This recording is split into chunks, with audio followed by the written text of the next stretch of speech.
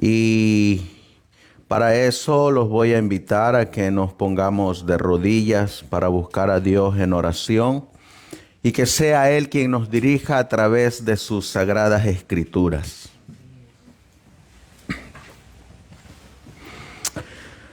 Amantísimo Dios, que tu morada está en las alturas de los cielos, nos postramos humildemente en este lugar, en este tu día santo, para estudiar tu palabra. Queremos pedirte la presencia de tu Espíritu Santo para que sea Él quien nos enseñe estas preciosas verdades. Y también queremos pedirte, Señor mi Dios Todopoderoso, que tú te manifiestes en este lugar a través de tu palabra y nos hagas comprender lo que ellas nos dicen el día de hoy. Gracias, Señor. Todo esto te lo pedimos, te lo suplicamos en el precioso y bendito nombre de tu Hijo, nuestro Señor y divino Salvador Jesucristo. Amén. Amén.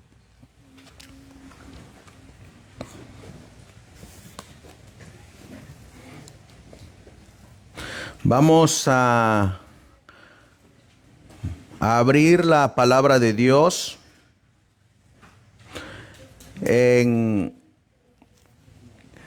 el libro de Apocalipsis, donde viene esta frase que vamos a estudiar el día de hoy. La frase que Dios le reveló a Juan viene en el libro de Apocalipsis capítulo 11. Apocalipsis capítulo 11 y leeremos en el versículo 18. Apocalipsis 11, 18. Dice la palabra de Dios: y se han airado las naciones, y tu ira ha venido, y el tiempo para que los muertos sean juzgados, y para que des el galardón a tus siervos los profetas, y a los santos, y a los que temen tu nombre, pequeños y grandes, y para que destruyas los que destruyen la tierra. Aquí encontramos la frase, apreciados hermanos, que ustedes miran aquí en su pantalla, que dice: el tiempo para que los muertos sean juzgados. La Biblia dice que hay un tiempo. Vamos a leer en el libro de Eclesiastés. Vamos a movernos al libro de Eclesiastés, en el capítulo 3. La palabra de Dios dice en el versículo 1, Eclesiastés 13:1, ¿ya lo tenemos? Dice la palabra de Dios: para todo hay sazón, y todo lo que se quiere debajo del cielo tiene su tiempo o tiene su hora. Versículo 2 dice: tiempo de nacer y tiempo de morir, tiempo de plantar y tiempo de arrancar lo plantado. Así que debajo del cielo, ¿qué es lo que hay? Tiempo. Todo tiene su tiempo. Tiempo de nacer y tiempo de morir. Y encontramos en la Biblia que nos dice que vino el tiempo para que los muertos sean juzgados. Así que hay un tiempo también, no solamente para nacer, no solamente para morir, sino también hay un tiempo para ser juzgados. ¿A cuántos les gustaría ser juzgados? Sin embargo, la Biblia dice que hay un tiempo para ser juzgados. Eso lo enseña claramente las Sagradas Escrituras. Vamos a mirar nosotros que este tiempo está revelado en las profecías. Ustedes miran aquí aquí enfrente un diagrama. ¿Alguien conoce estos diagramas? Estos diagramas que tenemos aquí, estos eran los que usaban los primeros adventistas del séptimo día. Este diagrama fue elaborado en 1850, y fue elaborado por el hermano adventista del séptimo día que se llamaba Otis Nichol. En los tiempos de los primeros adventistas no había proyectores, no había computadoras, no había celulares. Así que para ellos esto eran sus visualizaciones. Y así es como ellos ilustraban las profecías. Encontramos aquí el tiempo que tenía que culminarse para que comenzara el tiempo para juzgar a los muertos. La Biblia dice en Daniel capítulo 8, vamos a leer Daniel capítulo 8,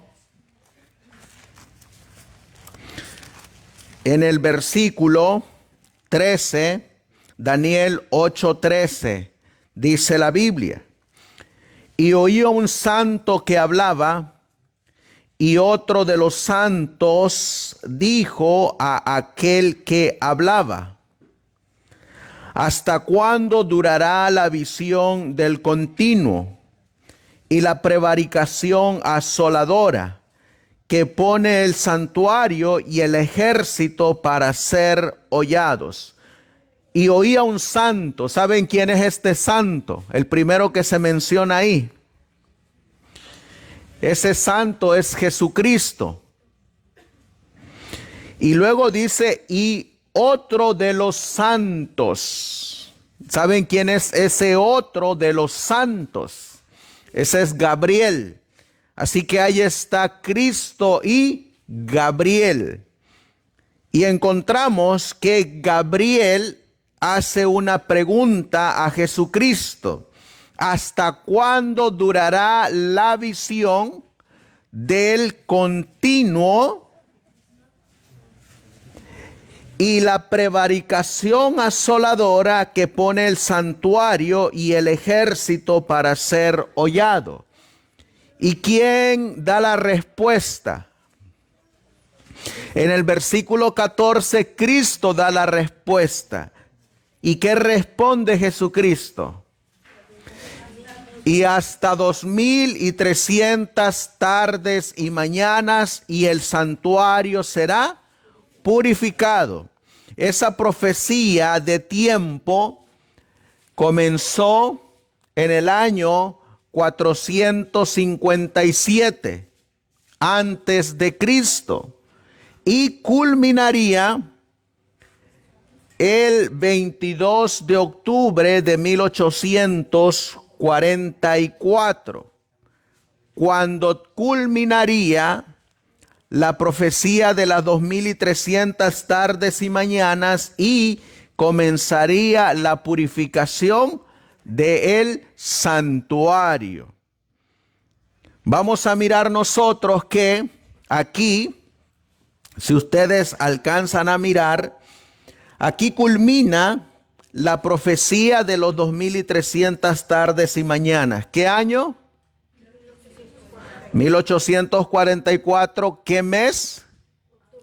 Octubre. ¿Qué día? 22. Y si yo les preguntara dónde aparece esta fecha en la Biblia, ¿qué me responderían? ¿Dónde aparece esa fecha en la Biblia? Esa fecha aparece en el libro de Levítico. Vamos a leerlo. En el libro de Levítico, capítulo 16, aparece esa fecha. Y leeremos en el versículo 29. Levítico 16, 29. ¿Qué dice la Biblia? Y esto tendréis por estatuto perpetuo En el mes, ¿qué? Séptimo, el día 10 del mes, afligiréis vuestras almas y ninguna obra haréis, ni el natural ni el extranjero que peregrina entre vosotros. Así que, ¿cuándo aparece esa fecha? ¿Dónde aparece? En Levítico, capítulo 16, versículo 29. El 10º día del séptimo mes cayó un 22 de octubre. 22 de octubre, 10º día del séptimo mes. Y cayó un año 1844. La Biblia dice, vamos a movernos al libro de Eclesiastés, en el capítulo 3, Eclesiastés capítulo 3. Miren lo que dice la palabra del Señor, donde leímos que hay un tiempo para nacer y hay un tiempo para morir. La Biblia también dice, en el versículo 16 y 17, miren lo que dice la palabra de Dios.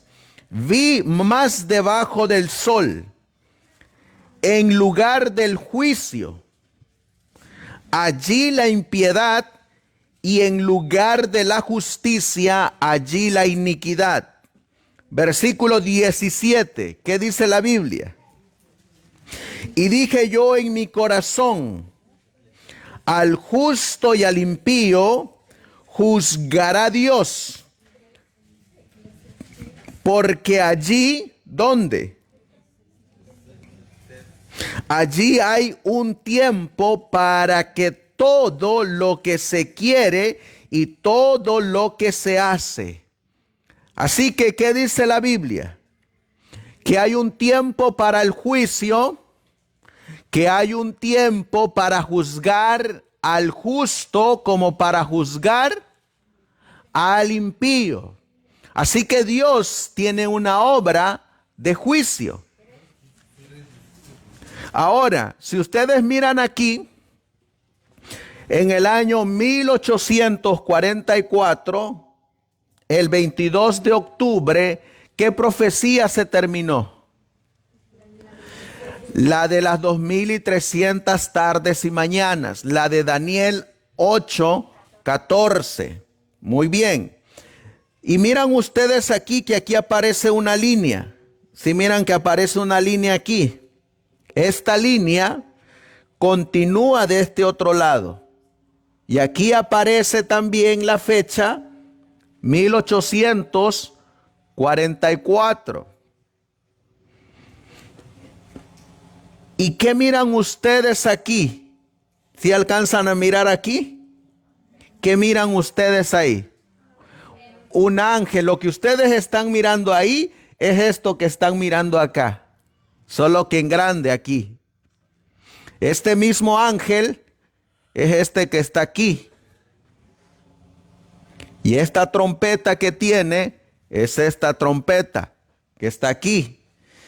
Y a ver si lo alcanzan a mirar, ¿qué dice aquí?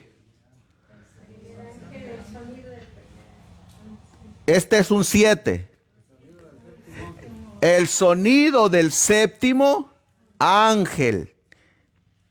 ¿Y cuando comenzó a sonar el sonido del séptimo ángel? ¿Qué fecha tienen ustedes aquí? 1844. 1844. Así que, ¿cuándo iba a comenzar el tiempo para que los muertos sean juzgados? En 1844. ¿Bajo el sonido de qué trompeta? Bajo el sonido de la séptima trompeta. Así que, ¿cuándo sonó la séptima trompeta? En 1844. ¿Cuántos años lleva sonando esta trompeta hasta el día de hoy? ¿Cuántos años lleva sonando esa trompeta? Desde 1844 hasta el 2024, ¿cuántos años han pasado? 180 años que esta trompeta ha estado sonando. Eso quiere decir que ¿cuántos años se llevan ya juzgando a los muertos? 180 años. Miren lo que dice la Biblia. La Biblia nos dice en el libro de Primera de Corintios. Vamos a buscar Primera de Corintios. En el capítulo 15. Primera de Corintios, capítulo 15. Versículo 21. Primera de Corintios, capítulo 15 y el versículo 21.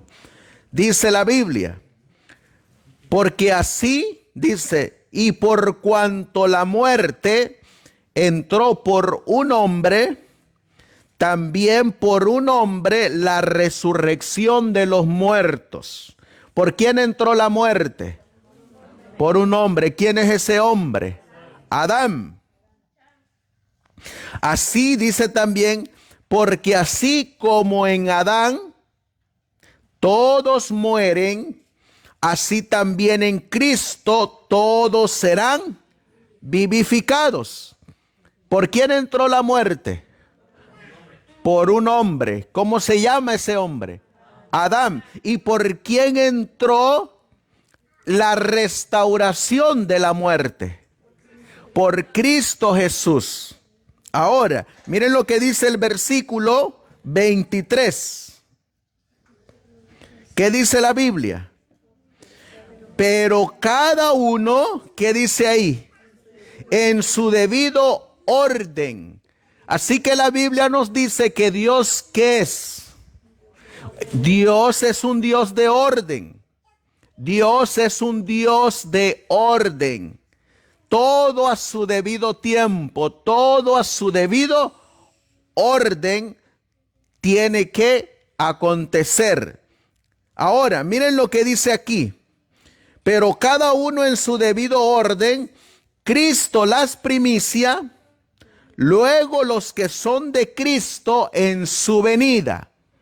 Así que Cristo va a resucitar en su debido orden a los que murieron en Cristo Jesús. Él los va a resucitar en su debido orden. Pero así como hay un orden para la resurrección de los justos, también hay un orden para el juicio de Dios y el juicio de los muertos. También hay un orden. ¿Quién fue el primero que murió en la tierra? Vamos a leerlo. En Génesis, vamos a buscar Génesis capítulo 4. Génesis capítulo 4. Y en el versículo 8, Génesis 4:8, dice la Biblia. Y habló Caín con su hermano Abel. Y aconteció que estando ellos en el campo, Caín se levantó contra su hermano Abel y le mató. ¿Quién es el primer hombre que murió en la tierra? Abel. Ahora, si yo les hiciera la pregunta, ¿quién es el primer asesino en la tierra? Sería Caín. Pero el primero que murió fue Abel de mano de su hermano Caín. Así que el juicio de los muertos, ¿con quién empezó? Con Abel. Abel fue el primero que murió y el primero que fue juzgado. Pero miren cómo le fue a Abel en este juicio. Vamos a movernos al libro de Hebreos. Vamos a movernos al libro de Hebreos, capítulo 11, para ver cómo le fue a Abel en el juicio de Dios. Dice la Biblia, Hebreos 11, y leeremos en el versículo 4. Miren lo que dice la Biblia.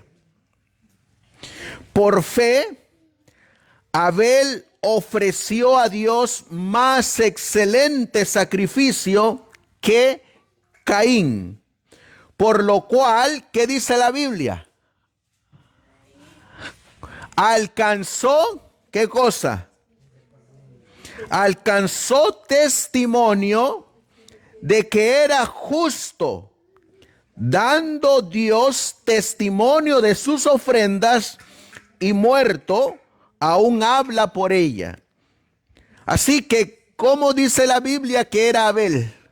Justo, así como le fue a Abel en su juicio. A Abel le fue excelente en su juicio cuando pasó ante el tribunal de Cristo, porque la Biblia declara que Abel fue justo. Les hago la pregunta: ¿cómo le fue a Enoc? Y también cómo le fue a Noé. Enoc fue traspuesto vivo al cielo. Pero ¿cómo le fue a otro que murió? En el versículo 7, ¿qué dice la Biblia? Por fe, Noé, siendo advertido por Dios de cosas que aún no se veían, con temor preparó el arca en que su casa se salvase. Y por esa fe condenó al mundo y fue hecho heredero de la justicia que es por la fe. ¿De qué se hizo heredero Noé?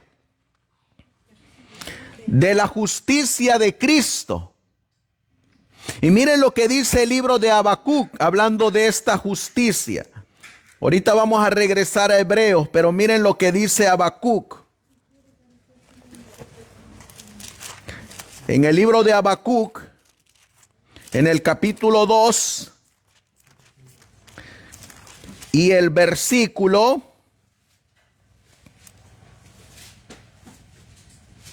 4. Miren cómo se salvaban en el Antiguo Testamento. Habacuc 2:4. ¿Qué dice la Biblia?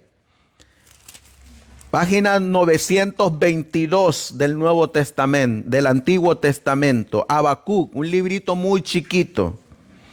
¿Qué dice Habacuc 2:4? He aquí se enorgullece aquel cuya alma no es recta en él. Y luego, ¿qué dice? Mas el justo por la fe vivirá. Mas el justo por la fe vivirá. ¿La fe en quién? La fe en Cristo Jesús. Así que cuando Abel obedeció a Dios y ofreció mejor sacrificio, ¿a quién estaba mirando por fe en esa obediencia? A Cristo Jesús. Y cuando Noé obedeció a Dios en la construcción del arca, ¿a quién estaba mirando por fe Noé? A Cristo Jesús. Así que, ¿cómo les fue a Abel y a Noé en ese juicio? Bien. Excelente. La Biblia dice que Dios tiene un orden para ese juicio. Comienza con el juicio de los muertos y proseguirá con el juicio de los vivos. Ahora, ¿con qué otro nombre se le puede llamar a alguien que es declarado justo?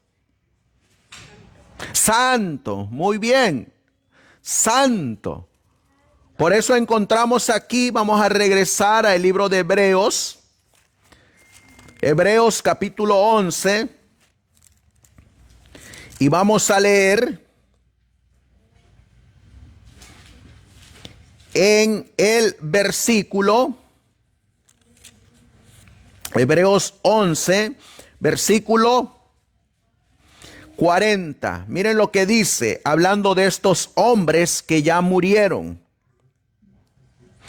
Y todos estos, vamos a leer del 39. Y todos estos, aunque obtuvieron buen testimonio mediante la fe, no recibieron la promesa, proveyendo Dios alguna mejor cosa para nosotros, para que no fuesen ellos perfeccionados sin nosotros. Así que, ¿qué alcanzaron ellos? Buen testimonio, es decir, la perfección en la fe de nuestro Señor Jesucristo. Y ellos alcanzaron buen testimonio, y cuando pasó su juicio de ellos, ¿cómo salieron ellos? Victoriosos. ¿Cómo es nuestro testimonio, hermanos? El de nosotros. Cuando nos miran, ¿cómo nos miran? ¿Cómo es nuestro testimonio?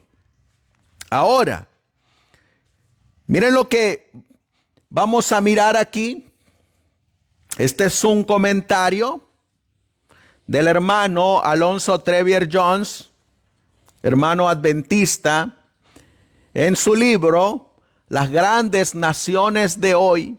Él en este libro, que a los hermanos que nos estarán viendo a través de esta transmisión y a ustedes les recomiendo que lo lean, porque en este libro vamos a encontrar las grandes naciones de hoy. ¿Cuáles son esas grandes naciones que han existido? Babilonia, Medo-Persia, Grecia, Roma dividida, Roma papal, la piedra que golpea los pies y el reino eterno. Si la repetimos en el capítulo 7 sería igual: Babilonia, la cabeza de oro; Medo-Persia, los pechos y los brazos de plata; Grecia, el vientre de bronce; Roma pagana, las piernas y parte de las pantorrillas; la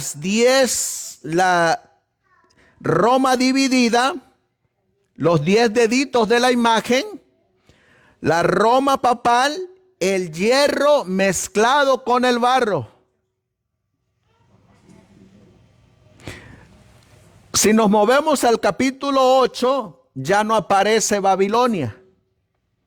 Ahora aparece Medo-Persia por el carnero. Aparece Grecia por el macho cabrío.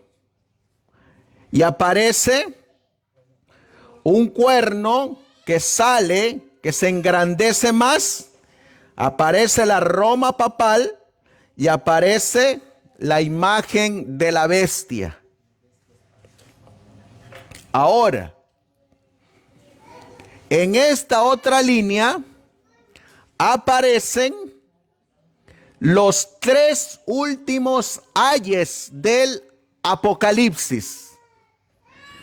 Eso se lo explica este libro.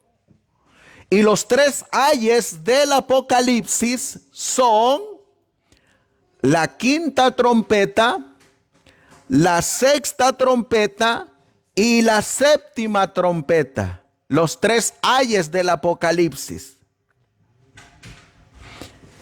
Este librito de las grandes naciones de hoy es un buen libro para poder estudiar con detalle este diagrama de 1850. Ahora, miren lo que nos va a decir el hermano A.T. Jones. Hemos visto, dice él,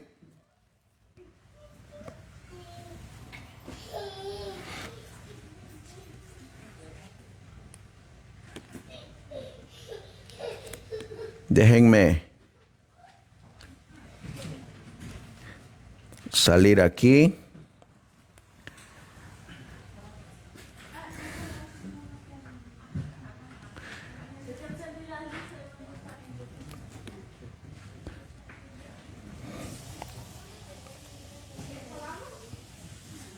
Que esta computadora ya nos falla.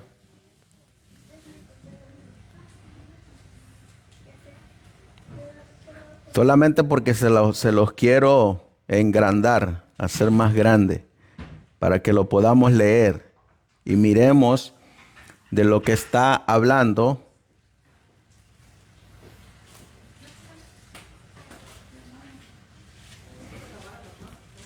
A ver. No deja. Bueno, vamos a mirar aquí. ¿Se alcanzan a mirar? Miren lo que dice aquí. En el capítulo 12 de este libro. Hemos visto que la sexta de los ángeles de las 7 trompetas dejó de sonar, ¿cuándo? El 11 de agosto ¿de qué año? De 1840. ¿Cuándo dejó de sonar la sexta trompeta? 11 de agosto de 1840. Si yo fuera ustedes, yo anotaba en mi Biblia donde dice Apocalipsis capítulo 8 y capítulo 9. Vamos a movernos a Apocalipsis capítulo 9. Apocalipsis capítulo 9, versículo 13. ¿Qué dice la Biblia? Apocalipsis 9:13. Y el sexto ángel, ¿qué hizo? Tocó la trompeta y oí una voz de los 4 cuernos del altar de oro que estaban delante de Dios. ¿Qué sonó ahí? La sexta trompeta. Esa sexta trompeta comenzó a sonar el 27 de julio de 1449. 27 de julio de 1449. ¿Y cuándo dejó de sonar? ¿Cuándo terminó su periodo? 1840. 11 de agosto de 1840 terminó de sonar. Eso yo lo escribiría ahí en mi Biblia. 11 de agosto de 1840 terminó de sonar la sexta trompeta. Y es lo que aparece aquí. ¿Saben qué fecha aparece aquí? Si lo alcanzan a mirar. 1840. Miren, esto es lo que aparece aquí. ¿Sí lo miran ahora? 1840. Ahí terminó la quinta. Ahí terminó la sexta trompeta. He visto que la sexta de los ángeles de las 7 trompetas dejó de sonar el 11 de agosto de 1840. ¿Cuándo dejó de sonar la sexta trompeta? 11 de agosto de 1840. Esa fecha está aquí. 1840.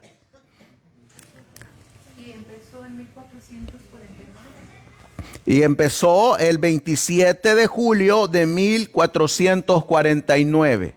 Ese es el periodo de la sexta trompeta. Ahora, miren ustedes, de 1840 a 1844, si miran las dos fechas aquí, pero hay 1840 a a 1844, ¿cuántos años hay de diferencia? 4 años. ¿Saben qué es lo que ocurrió durante esos 4 años?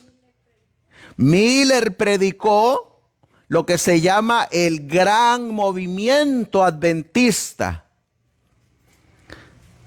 Así que esos 4 años es donde se desarrolló Apocalipsis capítulo 10. Durante esos 4 años se llevó a cabo Apocalipsis capítulo 10. Y en 1840, ¿qué comenzó a sonar? La séptima trompeta. ¿Y qué iba a comenzar cuando sonara la séptima trompeta? El juicio. ¿Y por quién iba a comenzar ese juicio? Por los muertos, porque Dios es un Dios de orden. Por los muertos. Ahora, miren lo que sigue diciendo. He visto que la sexta de los ángeles de las 7 trompetas dejó de sonar el 11 de agosto de 1840. Y que entonces, como dice la escritura, el segundo ay ha pasado. Y he aquí el tercer ay viene pronto. Apocalipsis 11:14. El tercer ay y la séptima trompeta son idénticos en el tiempo. Cuando sonó el séptimo ángel, dijo el profeta, hubo grandes voces en el cielo diciendo, los reinos de este mundo han llegado a ser los reinos de nuestro Señor y de su Cristo, y reinará por los siglos de los siglos. El profeta también dijo, las naciones estaban airadas o enojadas. Esto lo hemos visto cumplido en las naciones desde 1844. Incluso hasta la hora presente, las naciones que ahora están en el enredo de China, la gran cuestión oriental. ¿Desde cuándo venían hablando de China? Sigue diciendo, los eventos de la séptima trompeta, el tercer ay, son dados además por el profeta así. Ha venido tu ira y el tiempo de los muertos para que sean juzgados y para que recompense a tus siervos los profetas y a los santos y a los que temen tu nombre, pequeños y grandes, y debería destruir a los que destruyen o a los corruptos de la tierra. Y el templo de Dios se abrió en el cielo y se vio en su templo el arca de su testamento, y hubo relámpagos y voces y truenos y un terremoto y grande granizo. Ha citado lo que dice la séptima trompeta. La séptima trompeta, al igual que las otras 6 trompetas, hermanos, son eventos de años, como las 7 iglesias y como los 7 sellos. Son eventos de años. Pero miren lo que me llamó la atención del escrito del hermano A.T. Jones. Ahora deseamos que se vea claramente, y puede ser que los eventos aquí nombrados son idénticos a los de Apocalipsis. ¿Qué capítulo? 14. ¿De qué versículo? Del 6 al 20. El triple mensaje y Apocalipsis 16 del 1 al 21. Así que encontramos que cuando en Apocalipsis capítulo 11 y el versículo 18, que dice, y el tiempo para que los muertos sean juzgados, es exactamente lo mismo que Apocalipsis 14 del 6 al 7. ¿Qué dice la Biblia? Apocalipsis 14 del 6 al 7. ¿Qué dice la Biblia? Vi volar por en medio de ¿dónde? Del cielo a un ángel que tenía el evangelio eterno para predicarlo a los moradores de la tierra y a toda nación y tribu y lengua y pueblo. ¿Y qué dice el versículo 7? Diciendo en alta voz. ¿Qué dice este ángel en alta voz? Temed a Dios y qué más, y dadle gloria. ¿Por qué hay que temerle a Dios y darle gloria? Oh, porque la hora de tu juicio ha venido. ¿Qué había llegado? La hora del juicio. ¿Bajo qué sonido? Bajo el sonido de la séptima trompeta. Así que en Apocalipsis 11:18 nos dice: ha venido el tiempo para juzgar a los muertos. Y en Apocalipsis 14:7 nos dice: ha venido la hora del juicio. Por eso, cuando comenzó el juicio de los muertos, en 1844, cuando el juicio comenzó, sonó la trompeta, o cuando la trompeta sonó, comenzó el juicio. ¿Qué se miró en el cielo? El arca del testimonio. Si miran aquí en el diagrama que aparece el arca del testimonio, ¿qué había dentro del arca?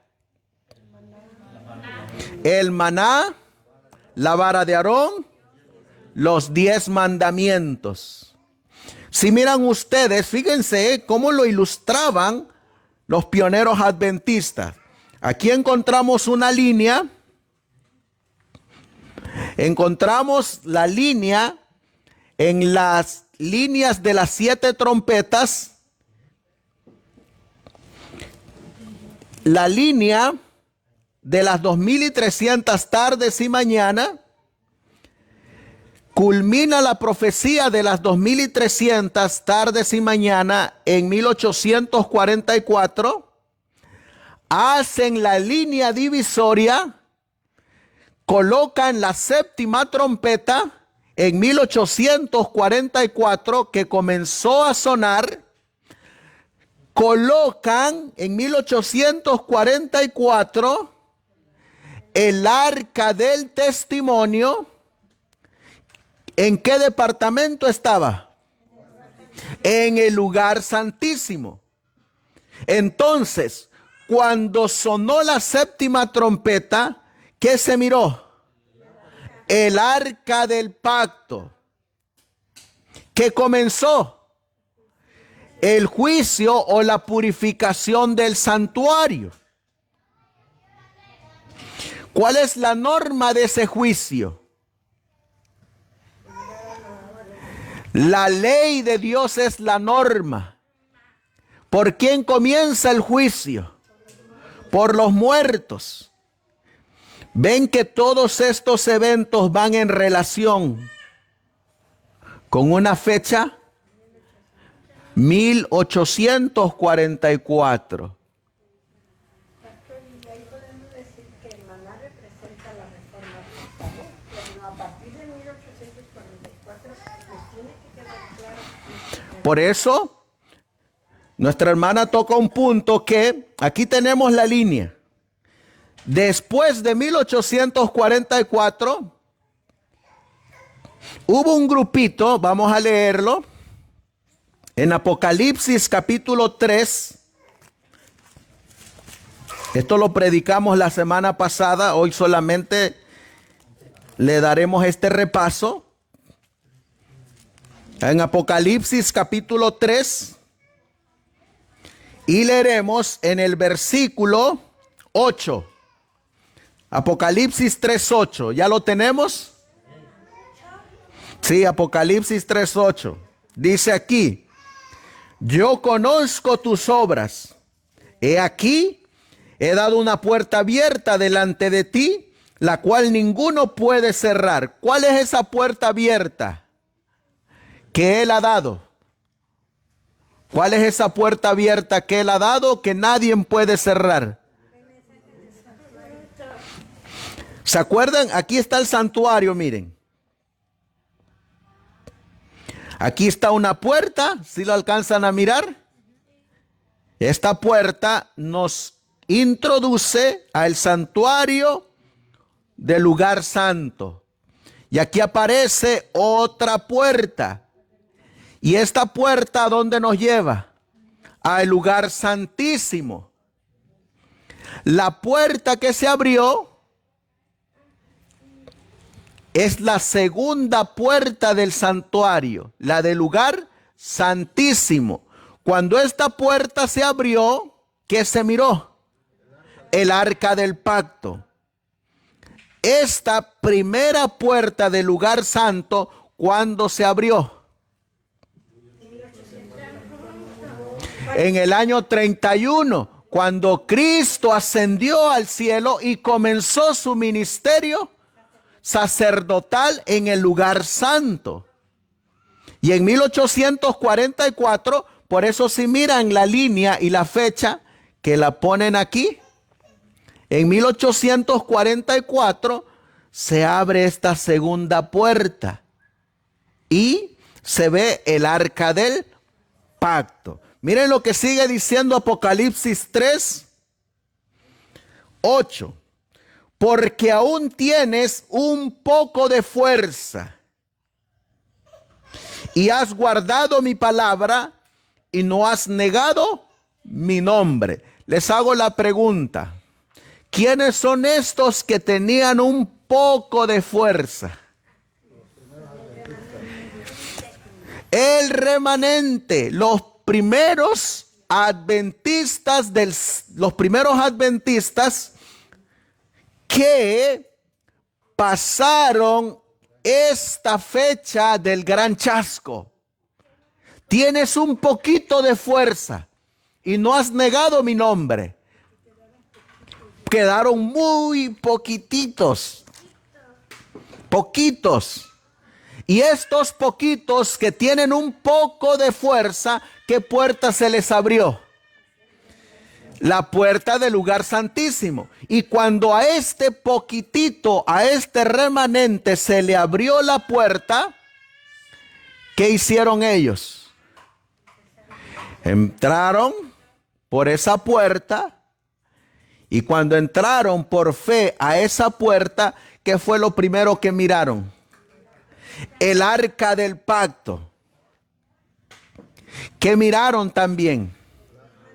Miraron los dos querubines. Miraron al sumo sacerdote. Por eso está enumerado aquí. Número 1, el arca del pacto.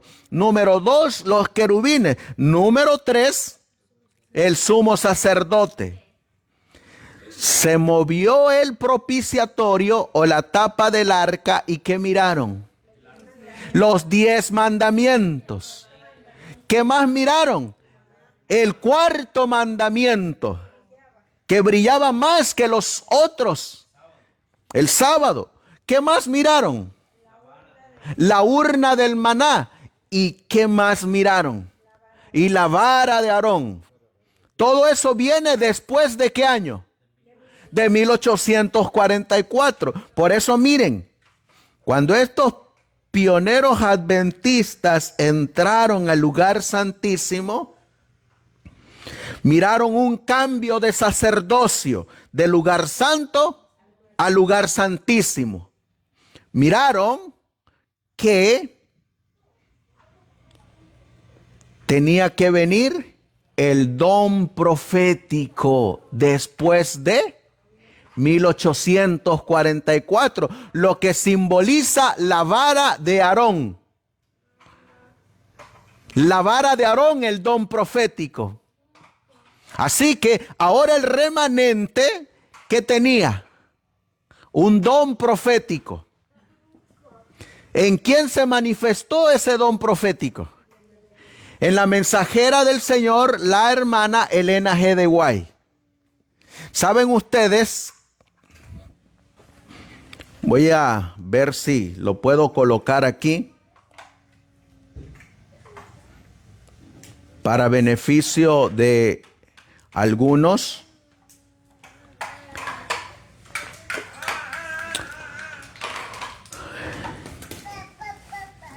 Se llama...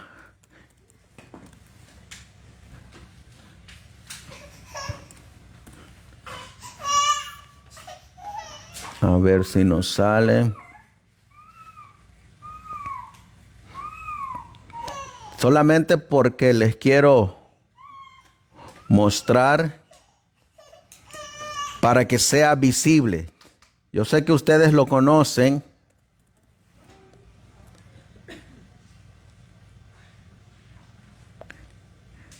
Pero mejor presentarlo como está escrito.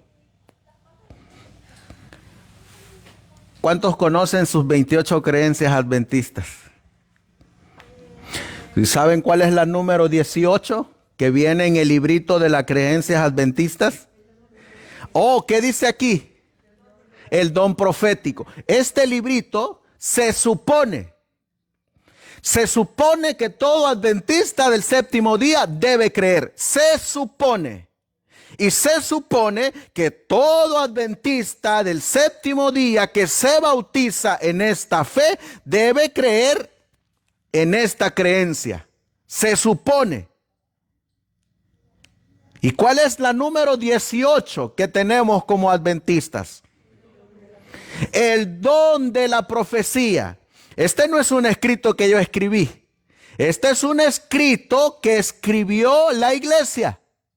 Y miren lo que dice. Uno de los dones del Espíritu Santo es la profecía. Este don, ¿qué dice ahí? Es una marca ¿qué? Identificadora de quién? De la iglesia remanente. Les hago la pregunta, si usted no tiene esta marca, ¿usted puede ser del remanente? No. Les hago la pregunta, si aquí adentro del maná está la vara de Aarón, ¿es una marca de lo que hay dentro del arca del testimonio? Sí. Ahora miren lo que dice aquí. Es una marca identificadora de la iglesia remanente. ¿Y qué dice aquí? Y fue manifestada en el ministerio de ¿quién? De Elena G. de White. ¿Cómo qué? Como la mensajera de ¿quién? De Dios. Sus escritos. ¿Qué dice que son sus escritos? Son fuente continua y autorizada de la verdad, la cual provee para la iglesia consuelo, dirección, instrucción y corrección. También hacen claro que la Biblia es el único estandarte por la cual toda enseñanza y experiencia debe ser probada. Les hago la pregunta. ¿Saben ustedes cuántos adventistas del séptimo día creen en esta creencia número 18? En la actualidad, poquitos. Poquitos. Pero está en sus libros. Está en sus creencias. ¿Saben cuál es la diferencia ahora? Que ahora cuando las personas se bautizan, ya no les enseñan en la Biblia el don manifestado a la iglesia. Solamente los bautizan y que crezcan como borreguitos, solos. Aparte de eso, ¿saben ustedes que antes, cuando se bautizaban, pasaban al frente? Me acuerdo que Nos sentaban en la primera banca de la iglesia, nos paraban, nos ponían de pie y el pastor estaba enfrente de la iglesia y hacía unos votos bautismales.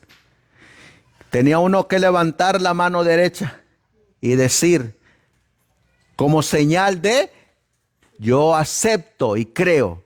Y levantaba uno la mano derecha cuando a uno le decían, ¿crees en el don manifestado del espíritu de profecía que Dios manifestó en la vida y obra de la señora Elena G. de White como mensajera del Señor?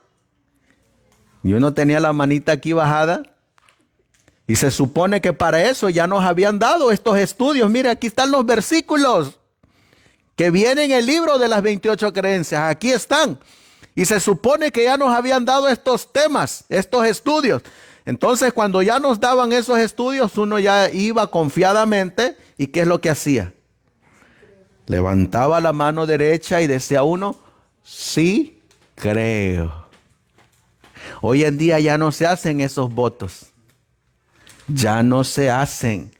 Por eso, el adventista desde el púlpito ya no cita el don de profecía. Ya no lo cita.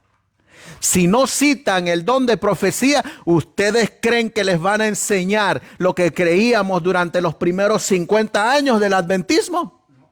Tampoco. Por eso cuando nosotros presentamos estas nuevas verdades, ¿saben cómo nos llaman? Locos y disidentes. Estos están trayendo otro mensaje.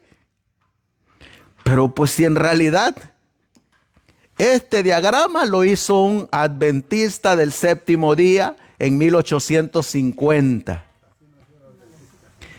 Esto. Y saben ustedes que así era como nos enseñaban las profecías en ilustraciones.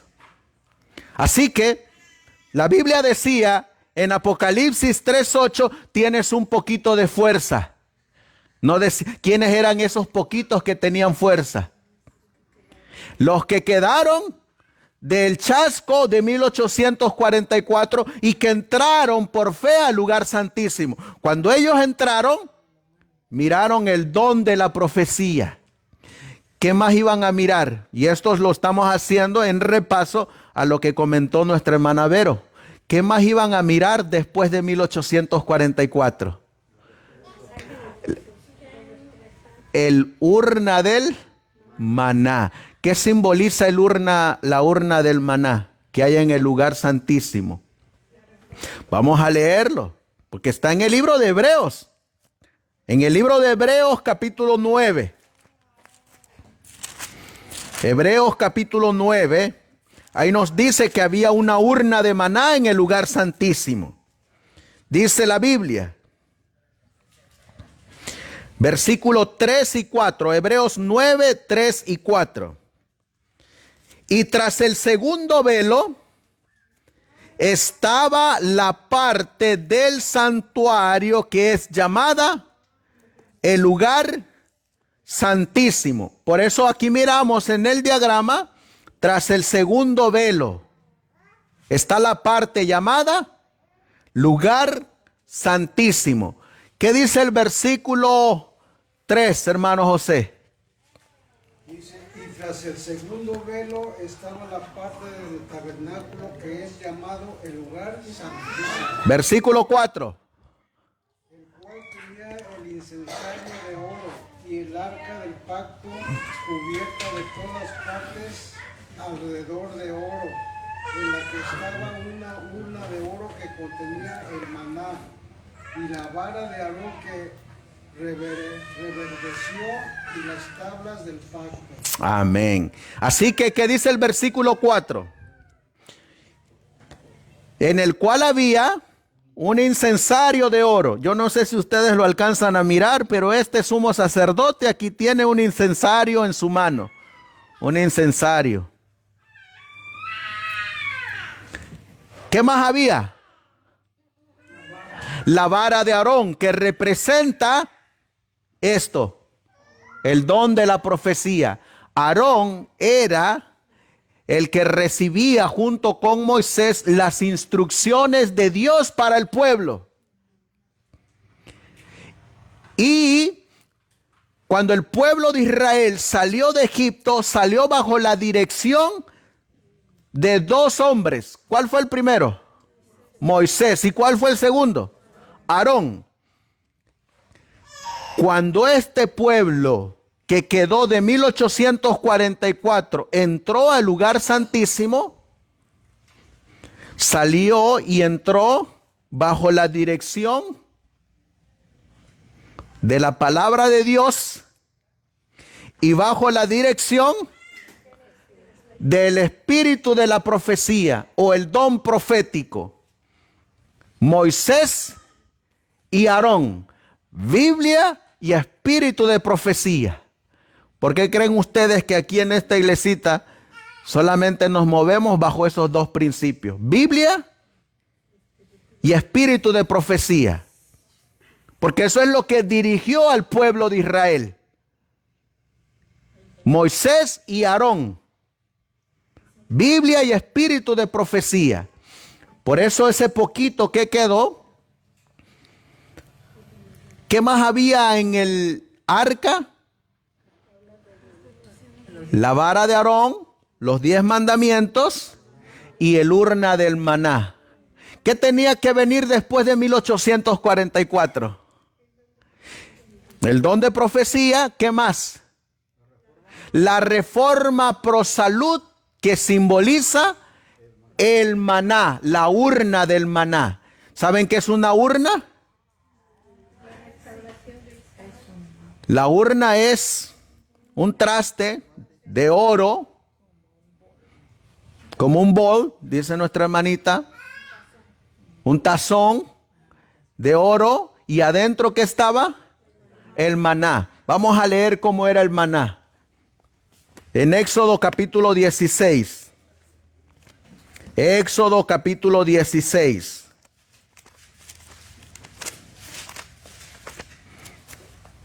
Y miren lo que dice que era el maná. Éxodo capítulo 16. Y miren lo que dice.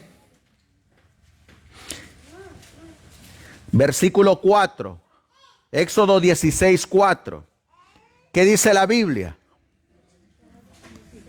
Y Jehová dijo a Moisés: he aquí, yo os haré llover, ¿qué cosa? Pan del cielo. Y el pueblo saldrá y recogerá una porción para cada día, para que yo lo pruebe si anda en mi ley o no. ¿Qué caía del cielo? El maná. ¿Y cómo era el maná?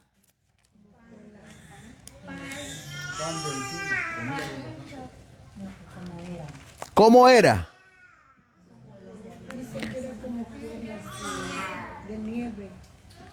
¿Dónde lo dice? Ahí lo dice en Éxodo 16.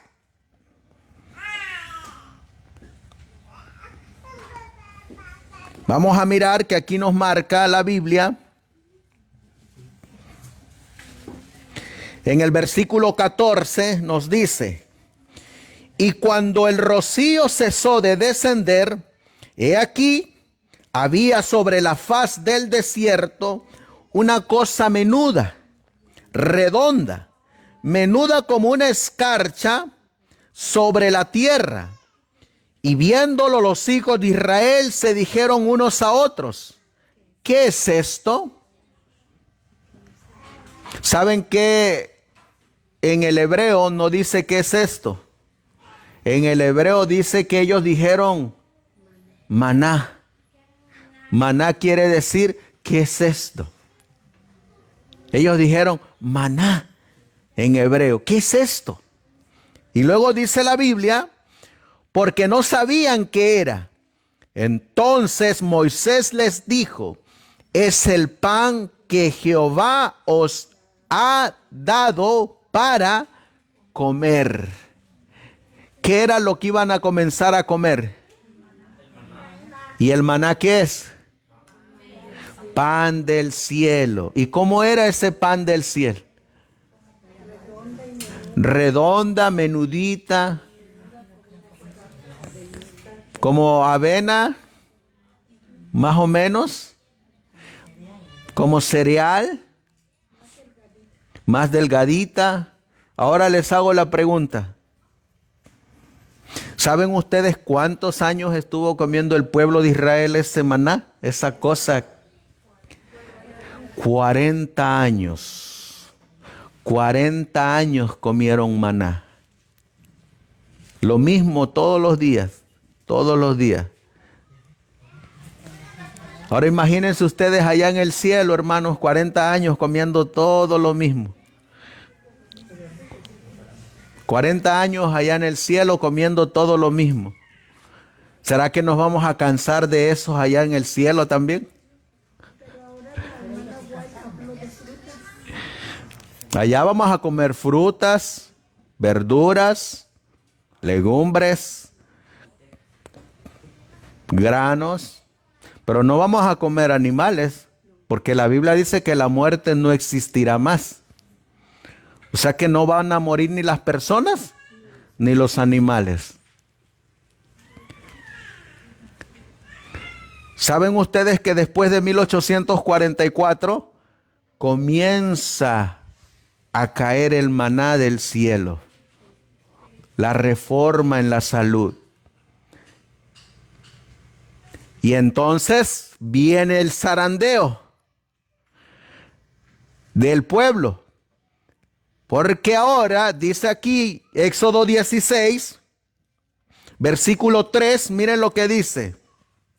Éxodo 16, 3, a ver quién quiere leerlo. Y les decían los hijos de Israel: mejor hubiéramos muerto por manos de Jehová en la tierra de Egipto, cuando nos sentábamos a las ollas de las carnes, cuando comíamos pan hasta saciarnos, pues no habéis sacado a este desierto para matar de hambre a toda esta multitud. ¿Qué quería el pueblo? Ay, nosotros queremos nuestras ollas de Egipto. Y el pueblo en realidad, ¿qué estaba pidiendo? Carne. ¿Pero qué les dio Dios? Maná. Por eso ellos dijeron, what is that? ¿Qué es esto? Nosotros pedimos carne. Y usted nos da maná. Usted nos da unas escarchas así que parecen como cereal. ¿Qué es esto?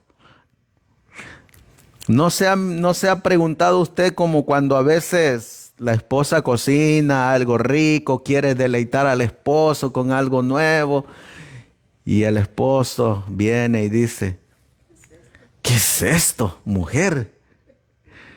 Es la misma expresión. ¿Qué es esto? Pues eso era maná.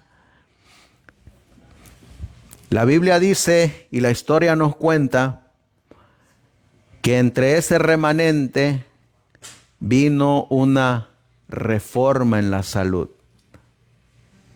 El Señor empezó a mandar el mensaje de la reforma. Lo primero que el Señor pidió fue una reforma en la bebida. ¿Saben que estos adventistas que entraron al lugar santísimo, así como entraron guardando el domingo e hicieron una reforma porque miraron el sábado en el cuarto mandamiento y dijeron, no más el domingo? Sabemos que el sábado es el día del Señor. Hicieron una reforma. ¿A cuántos les ha costado dejar el domingo? No es algo duro, es algo difícil, es una reforma. Tuvieron que hacer un cambio. Pues estos mismos que entraron y miraron que era el sábado, el día del Señor, ellos entraron con todas las costumbres que traían de Babilonia. ¿Y saben cuál era una de esas costumbres? Primero, el té. el cigarro, el café, el vino. Así que Dios les dio el mensaje: no más té, no más café. Luego entraron y siguieron caminando y encontraron que no más carne, uno, de puerco. Después de res. Después de pollo. Después pescado. Poco a poco. No crean que el Señor mandó la luz de un día para otro. Fue un proceso de años, de años. Después viene la reforma que va acompañado de la alimentación, que es la indumentaria, la vestimenta. Un cambio en la vestimenta. Que la vestimenta, tanto del hombre como de la mujer, no sea así, miren. ¿Han mirado ustedes los skinny jeans? ¿Saben qué es lo que hace el skinny jeans? Corta la circulación de la sangre. Y al cortar la circulación de la sangre, hace a que los órganos no trabajen debidamente como tienen que. A las mujeres también se les dijo que la falda no pegadita, no tacones altos. ¿Por qué? Porque el tacón alto produce dolores en la columna. El vestido de igual muy pegadito. ¿Ustedes han mirado alguna vez cómo se vestían antes, con que se ponían así como una faja y que cuando las doncellas se ponían esa faja, algunos documentales aparece ahí la que lo viste, que le pone la rodilla en la columna y está con las dos cintas así estirándole, y la pobre doncella hasta se arquea para que le quede la faja, el corcel. Nos llegó la luz de cuidar la circulación. ¿Ven ustedes entonces, hermanos, cómo la profecía marcaba todo lo que tenía que acontecer después de 1844? Aquí dice, vamos a regresar a Apocalipsis capítulo 3. Apocalipsis capítulo 3, versículo 8. Dice, porque aún tienes un poco de fuerza. Ese poco de fuerza se convirtió en una gran fuerza. ¿Y qué más tenía ese grupito? Y has guardado. Oh, no solamente descubrió. ¿Qué más hizo? Guardó. ¿Y qué dice la Biblia acerca de los que guardan? Apocalipsis 1:3. ¿Qué dice acerca de los que guardan? Dice la Biblia, bienaventurado el que lee y los que oyen las palabras de esta profecía. ¿Y qué más dice la Biblia? Y guardan las cosas en ella escritas, porque el tiempo está cerca. Los que leen, los que oyen y los que guardan. ¿Cómo les llama la Biblia? Bienaventurados. Apocalipsis capítulo 22, versículo 14. Apocalipsis 22, 14. ¿Qué dice la Biblia? Bienaventurado los que guardan sus mandamientos para tener derecho al árbol de la vida y poder entrar por las puertas de la ciudad. Si estos guardan los mandamientos, tuvieron que leerlos, tuvieron que oírlos para poderlos guardar. ¿Cómo les llama? Bienaventurados. Ahora, ¿qué van a comer estos bienaventurados? Del árbol de la vida. ¿Cuántos días a la semana van a comer de este árbol de la vida? Una vez al mes comeremos. ¿Por cuánto tiempo? Por toda la eternidad. Les hago la pregunta, ¿nos vamos a enfadar como los israelitas? Porque han reformado el paladar.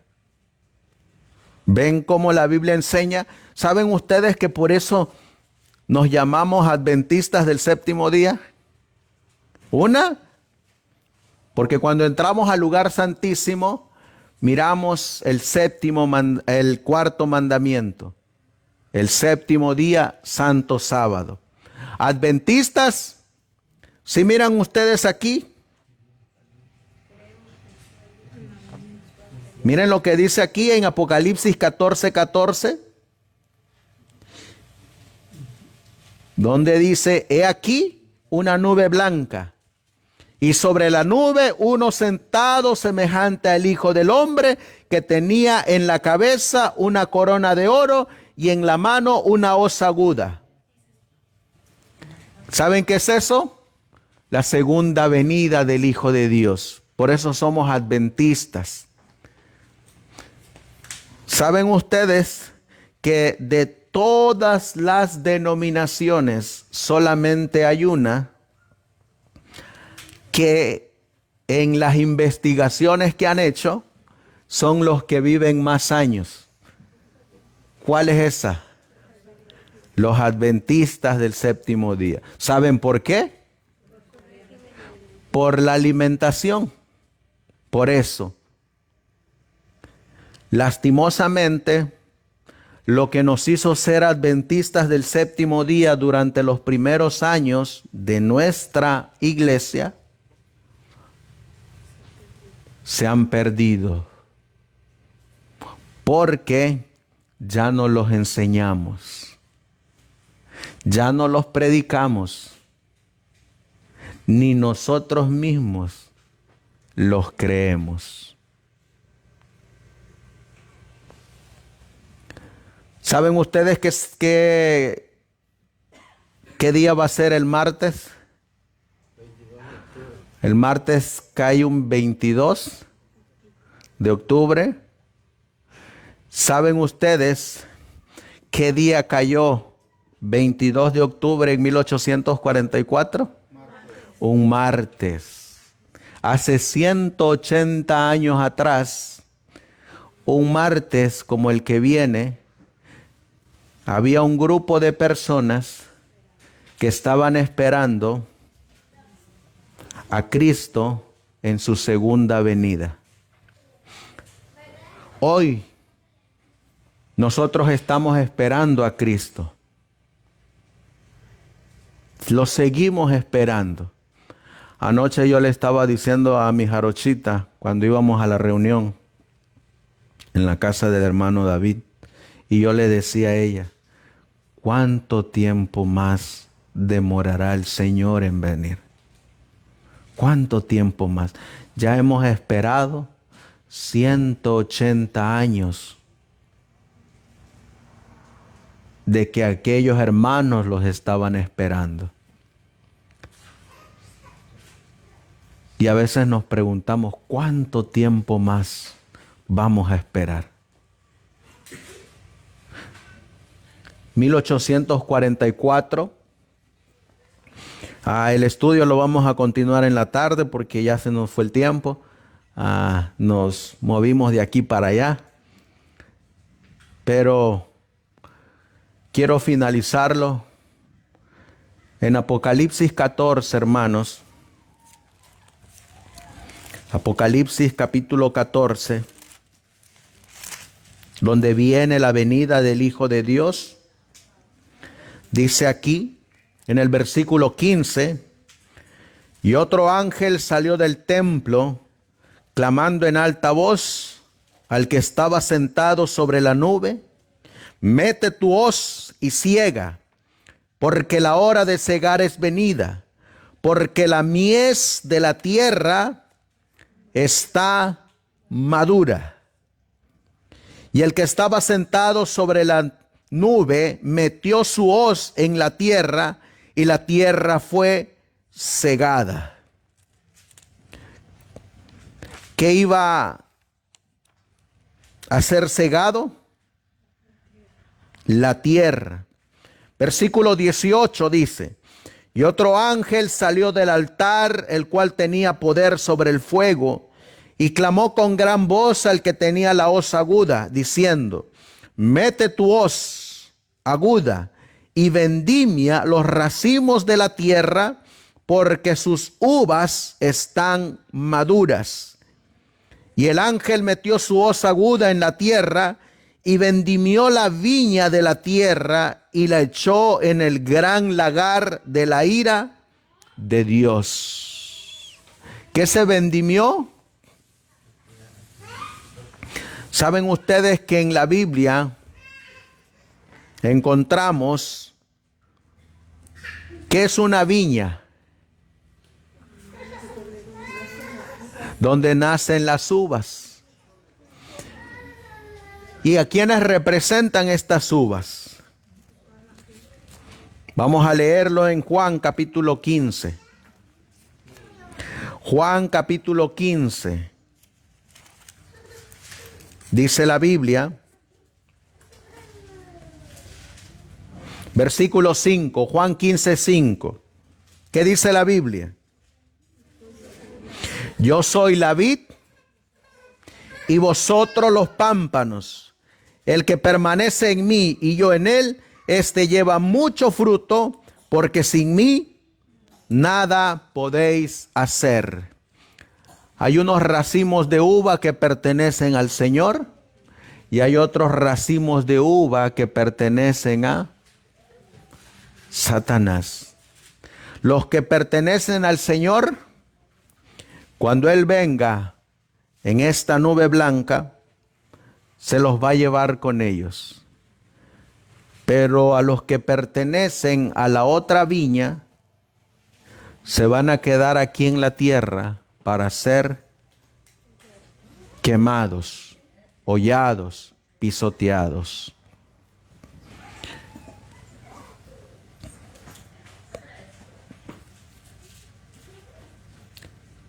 Dice el hermano A.T. Jones,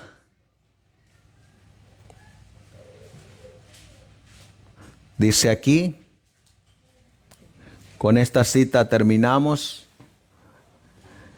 el tiempo de los muertos para que sean juzgados, de Apocalipsis 11, 18, este tiempo de los muertos para que sean juzgados es el mismo tiempo al que se hace referencia en Apocalipsis 14, versículos del 6 al 7, en el cual el triple mensaje lleva aún el evangelio eterno a los que moran en la tierra y a toda nación, tribu y lengua y pueblo. Pero diciendo a gran voz a todos: temed a Dios y dadle gloria, porque ha llegado la hora de su juicio. Pablo predicó este mismo evangelio, pero no que la hora de su juicio había llegado, sino simplemente un juicio venidero. Pero cuando llegue el momento en que el séptimo ángel comienza a sonar, entonces se declara, de acuerdo con el mismo evangelio, que ha llegado la hora de su juicio. ¿En qué tiempo estamos, hermanos? En la hora del juicio. ¿Cómo saldremos de ese juicio? ¿Cómo le fue a Abel? ¿Cómo le fue a Noé? ¿Cómo le fue a Abraham? ¿A Isaac? ¿A Jacob? ¿cómo nos irá a nosotros?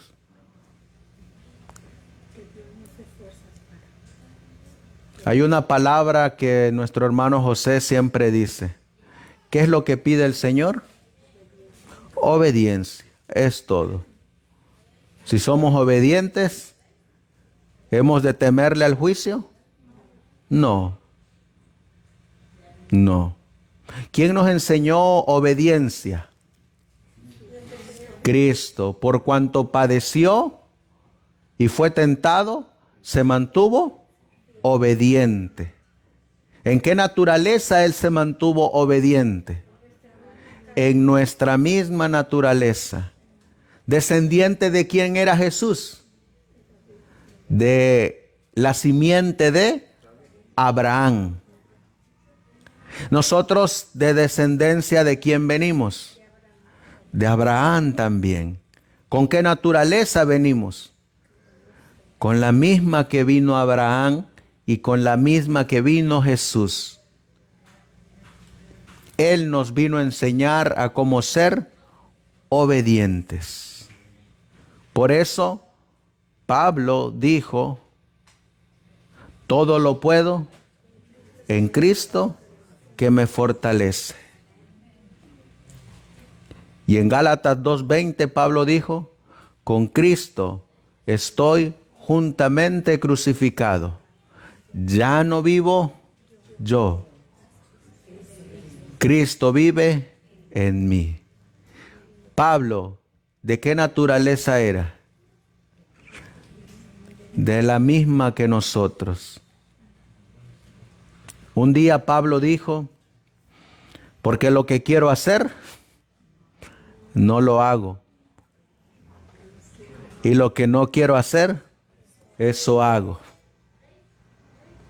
Pero un día él volvió a decir, con Cristo, todo lo puedo. Así que lo logró. ¿Nosotros podemos lograrlo? Amén. Lo acabamos de leer. Sin mí, dijo Cristo, nada podéis hacer. Ahí está la respuesta y ahí está la solución para vencer el pecado. Así miren, uniendo lo divino con lo humano, uniéndonos a Cristo, y nosotros todo lo podemos en Cristo. Vamos a ponernos de rodillas y que la paz del Señor sea con cada uno de nosotros.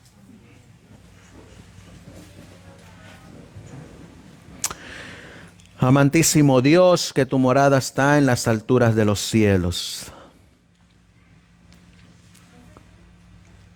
Hoy hemos estudiado, Señor, tu amor y tu misericordia para con tu pueblo. Cómo les muestras a través de tu palabra lo que tú requieres, lo que a ti te agrada. Cómo nos has dejado esas historias de nuestros hermanos pasados para que conozcamos cómo tú los conduciste y cómo es que ellos salieron victoriosos. Nos has dejado esa evidencia histórica para mostrarnos que así como ellos fueron probados, también nosotros seremos probados. Que así como ellos salieron vencedores, también tendrás un remanente que saldrá vencedor. Pero también nos has dejado mostrado que así como muchos quedaron tirados en el desierto, así también muchos quedarán tirados en este tiempo. No porque no conocieron, sino porque no quisieron seguir tus pisadas. Tú le decías a tus discípulos, mi comida y mi bebida es hacer la voluntad de mi Padre. Eso era tu comida y tu bebida. Y eso debe de ser la comida y la bebida del remanente en este tiempo presente. Ayúdanos, Señor, a comer y beber tu carne y tu sangre, porque en ellas tendremos la vida eterna. Bendice a tus hijos aquí presentes. Sé con cada uno de tus hijos alrededor del mundo. Y de igual manera, Señor, bendice los alimentos que se han preparado con mucho amor para este día especial, tu santo sábado. Tu santo sábado que apartaste, que bendeciste y que santificaste desde ese séptimo día de la creación, que está hasta el día de hoy vigente. Así pues, Señor, gracias por todo. Te lo pedimos en el nombre de Jesús, nuestro divino Maestro, nuestro divino Salvador, Redentor y Mediador. A Él sea la honra y la gloria por los siglos de los siglos. Amén. Bendiciones, hermanos.